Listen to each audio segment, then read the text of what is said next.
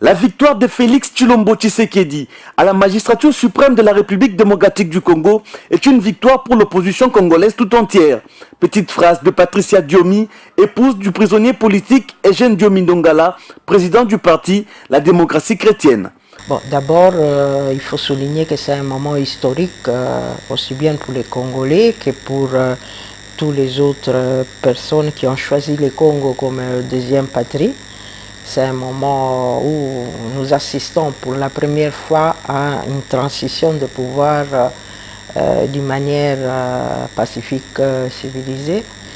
Et c'est aussi important parce que je crois qu'une page vient de se tourner et une autre vient de s'ouvrir qui augure des moments meilleurs pour le Congo. Mon mari, comme tout le monde le sait, est un tshisekidiste de convention.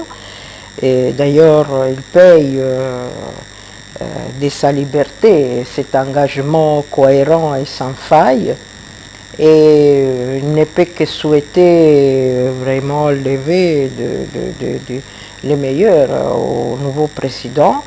Et dont on connaît l'attachement au respect des règles de l'état de droit.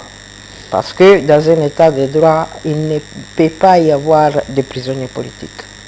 Je crois que c'est une victoire de l'opposition, c'est une victoire de l'alternance politique et au-delà des contestations un peu plus ou moins épidermiques, aussi un peu qu'on pouvait s'attendre, serait important que l'opposition, même s'il n'est pas arrivé à s'unir avant les élections, puisse trouver cette unité maintenant. Parce que le pays a besoin de l'apport de tous ses fils pour aller de l'avant. C'est très important.